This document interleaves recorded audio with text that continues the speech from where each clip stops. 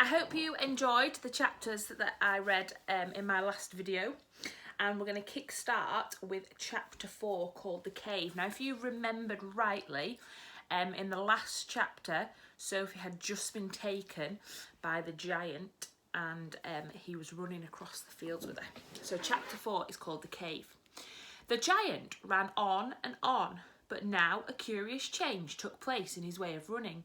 He seemed suddenly to go into a higher gear. Faster and faster he went, and soon he was travelling at such a speed that the landscape became blurred. The wind stung Sophie's cheeks. It made her eyes water. It whipped her head back and whistled in her ears. She could no longer feel the giant's feet touching the ground. She had a weird sensation they were flying. It was impossible to tell whether they were over land or sea. The giant had some sort of magic in his legs. The wind rushing against Sophie's face became so strong that she had to duck down again into the blanket to prevent her head from being blown away. Was it really possible that they were crossing oceans? It certainly felt that way to Sophie. She crouched in the blanket and listened to the howling of the wind. It went on for what seemed like hours. Then all at once the wind stopped its howling. The pace began to slow down. Sophie could feel the giant's feet pounding once again over the earth. She poked her head up out of the blanket to have a look. They were in a country of thick forests and rushing rivers. The giant had definitely slowed down and was now running more normally. Although normal was a silly word to use to describe a galloping giant. He leapt over a dozen rivers. He went rattling through a great forest, then down into a valley and up over a range of hills as bare as concrete. And soon he was galloping over a desolate wasteland that was not quite of this earth. The ground was flat and pale yellow. Great lumps of blue rock were scattered around and dead trees stood everywhere like skeletons. The moon had long since disappeared and now the dawn was breaking. Sophie, still peering out from the blanket, saw suddenly ahead of her a great craggy mountain. The mountain was dark blue, and all around it in the sky was gushing and glistening with light.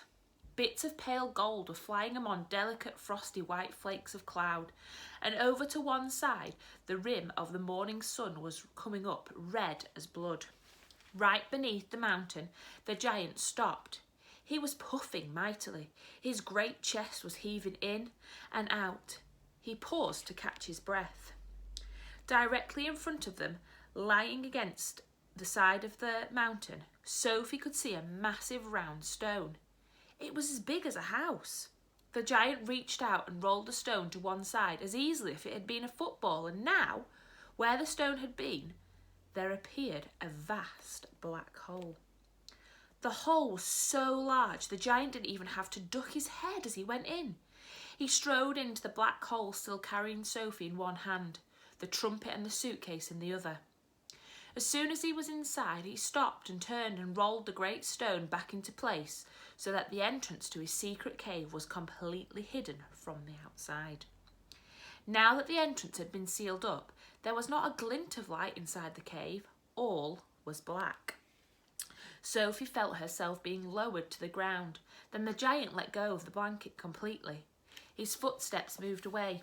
Sophie sat there in the dark, shivering with fear. He's getting ready to eat me, she told herself. He will probably eat me raw, just as I am. Or perhaps he will boil me first. Or he will have me fried. He will drop me like a rasher of bacon in some gigantic frying pan sizzling with fat, and a blaze of light suddenly lit up the whole place. Sophie blinked and stared. She saw an enormous cavern with a high rocky roof.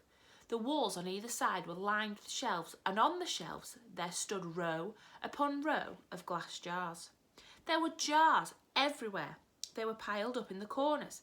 They filled every nook and cranny of the cave. In the middle of the floor there was a table 12 feet high and a chair to match. The giant took off his black coat and hung it against the wall. Sophie saw that under the cloak he was wearing a sort of collarless shirt and a dirty old leather waistcoat that didn't seem to have any buttons. His trousers were faded green and were far too short in the legs. On his bare feet, he was wearing a pair of ridiculous sandals that for some reason had holes cut along each side, with a large hole at the end where his toes stuck out. Sophie, crouching on the floor of the cave in her nightie, gazed back at him through the thick steel-rimmed glasses. She was trembling like a leaf in the wind, and a finger of ice was running up and down the length of her spine. "Ha!" shouted the giant, walking forward and rubbing his hands together. What has got us here?" His booming voice rolled around the walls of the cave like a burst of thunder. Chapter 5, the BFG. The giant picked up the trembling Sophie with one hand and carried her across the cave and put her on the table. "Now, he really is going to eat me," Sophie thought. The giant sat down and stared hard at Sophie. He had truly enormous ears. Each one was as big as the wheel of a truck, and he seemed to be able to move them inwards and outwards from his head as he wished. "I is hungry," the giant boomed. He grinned, showing massive square teeth. The teeth were very white and very square, and they sat in his mouth like huge slices of white bread. Please don't eat me," Sophie stammered. The giant let out a bellow of laughter. "Just because I is a giant, you think I is a man-gobbling cannibal?" he shouted. "You is about right. Giants is all cannibally and murderful, and they does gobble up human beings. We is in giant country now. Giants is everywhere around. Out there us has the famous bone-crunching giant. Bone-crunching giant crunches up 2 wopsy whiffling human beings for supper every night. Noise is ear-busting.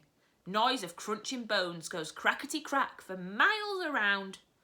"Ouch," Sophie said.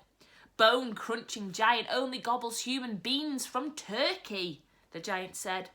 "Every night, Bone Cruncher is galloping off to Turkey to gobble Turks." Sophie's sense of patriotism was suddenly so bruised by the remark that she became quite angry. "Why Turks?" she blurted out. "What's wrong with the English?" "Bone-crunching giant says Turks is tasting ever so much juicier and more scrumdiddlyumptious. Bone Cruncher says Turkish human beings has a glamourly flavour. He says Turks from Turkey is tasting of Turkey." "I suppose they would," Sophie said. "Of course they would," the giant shouted. "Every human being is diddly and different. Some is scrumdiddlyumptious and some is ucky slush. Greeks is all full of ucky slush. No giant is eating Greeks, ever." "Why not?" Sophie asked. "Greeks from Greece is all tasting greasy," the giant said. "I imagine that's possible too," Sophie said. She was wondering with a bit of a tremble what all this talking about eating people was leading up to. Whatever happened, she simply must play along with this peculiar giant and smile at his jokes. But were they jokes? Perhaps the great brute was just working up an appetite by talking about food. "As I am saying," the giant went on, "all human beings is having different flavours. Human beings from Panama is tasting very strong of hats." "Why hats?" Sophie said. "You is not very clever," the giant said, moving his great ears in and out. "I thought all human beings is full of brains, but your head is emptier than a bundongle." "Do you like vegetables?" Sophie asked, hoping to steer the conversation towards a slightly less dangerous kind of food. "You is trying to change subject," the giant said sternly. "We is having an interesting babblement about the taste of human bean. The human bean is not a vegetable." "Oh, but the bean is a vegetable," Sophie said. "Not the human bean," the giant said. "The human bean has 2 legs and a vegetable has no legs at all." Sophie didn't argue anymore. The last thing she wanted to do was to make the giant cross. "The human bean," the giant went on, "is coming in dillions of different flavours. For instance, human beans from Wales is tasting very whooshy of fish. There is something very fishy about Wales." "You mean Wales?" Sophie said. Wales is something quite different. Wales is Wales, the giant said. Don't gobble funk around with words. I will now give you another example. Human beings from Jersey has a most disgustable woolly tickle on the tongue, the giant said. Human beings from Jersey is tasting of cardigans. You mean jerseys, Sophie said. You are once again gobble funking, the giant shouted. Don't do it. This is serious and snitching subject. May I continue? Please do, Sophie said. Danes from Denmark is tasting ever so much of dogs. The giant ones, the giant went on. Of course, Sophie said, they taste of Great Danes. Wrong, cried the giant, slapping his thigh. Danes from Denmark is tasting dodgy because they're tasting of Labradors. Then what do people of Labrador taste of? Sophie asked. Danes, the giant cried triumphantly. Great Danes! Aren't you getting a bit mixed up? Sophie said. I is a very mixed up giant, the giant said, but I does do my best. And I is not nearly as mixed up as the other giants. I know one who will gallop all the way to Wellington for his supper. Wellington, Sophie said. Where is Wellington? Your head is full of squashed flies, the giant said. Wellington is in New Zealand. The human beings in Wellington has an especially scrumdiddlyumptious taste, so says the welly-eating giant. What do the people of Wellington taste of? Sophie asked. Boots, the giant said. Of course, said Sophie. I should have known. Sophie decided that this conversation had now gone on long enough. If she was going to be eaten, she'd rather get it over and done with right away than be kept hanging around any more. What sort of human beings do you eat? She asked, trembling. Me? Shouted the giant, his mighty voice making the glass jars rattle on the shelves. Me gobbling up human beings? This is never. The others, yes. All the others is gobbling them up every night, but not me. I is a freaky giant. I is a nice and jumbly giant. I is the only nice and jumbly giant in giant country. I is the big friendly giant. I is the BFG. What is your name? My name is Sophie, Sophie said, hardly daring to believe the good news she had just heard. We'll go with chapter 6, the giants. But if you are so nice and friendly, Sophie said, then why did you snatch me from my bed and run away with me? Because you saw me, the big friendly giant answered. If anyone is ever seeing a giant, he or she must be taken away hip-switch. Why? Asked Sophie. Well, first of all, said the BFG, human beings is not really believing in giants, is they? Human beings is not thinking we exist. I do, Sophie said. Ah, but that is only because you has seen me, cried the BFG. I cannot possibly allow anyone, even little girls, to be seeing me and staying at home. The first thing you would be doing, you would be scuttling around yodeling the news that you are actually seeing a giant, and then a great giant hunt, a mighty giant look-see, would be starting up all over the world with the human beings all rummaging for the great giant you saw and getting wildly excited. People would be coming rushing and bushing after me with goodness knows what they would be catching me and locking me into a cage to be stared at. They would be putting me into the zoo or the bunkum house with all those squiggling hippodumplings and crocodile down dillies. Sophie knew that what the giant said was true. If any person reported actually having seen a giant haunting the streets of a town at night, there would most certainly be a terrible hullabaloo across the world. I will bet you, the BFG went on, that you would have been splashing the news all over the wonky world, wouldn't you, if I hadn't wiggled you away? I suppose I would, Sophie said. And that would never do, said the BFG. So what will happen to me now? Sophie asked. If you do go back, you will be telling the world, said the BFG. most likely on the telly bunkum box and the radio speaker. So you will just have to be staying here with me for the rest of your life." "Oh no," cried Sophie. "Oh yes," said the BFG, "but I am warning you not ever to go whiffling about out of this cave without I is with you, or you will be coming to an ucky mucky end. I is showing you now who is going to eat you up if they is ever catching even one tiny little glimpse of you." The big friendly giant picked Sophie off the table and carried her to the cave entrance. He rolled the huge stone to one side and said, "Peep out over there, little girl, and tell me what you is seeing." Sophie, sitting on the BFG's hand, peeped out of the cave. The sun was up now and shining fiery hot over the great yellow wasteland with its blue rocks and dead trees. "Is you seeing them?" the BFG asked. Sophie, squinting through the glare of the sun, saw several tremendous tall figures moving along the rocks about 500 yards ahead. 3 or 4 others were sitting quite motionless on the rocks themselves. "This is giant country," the BFG said. "Those is all giants, every single one." It was a brain-boggling sight. The giants were all naked except for a sort of short skirt around their waists, and their skins were burnt brown by the sun.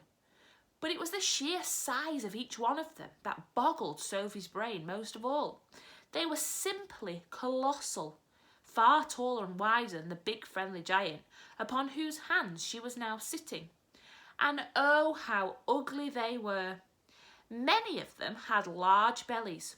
All of them had long arms and big feet. They were too far away for their faces to be seen clearly, and perhaps that was a good thing.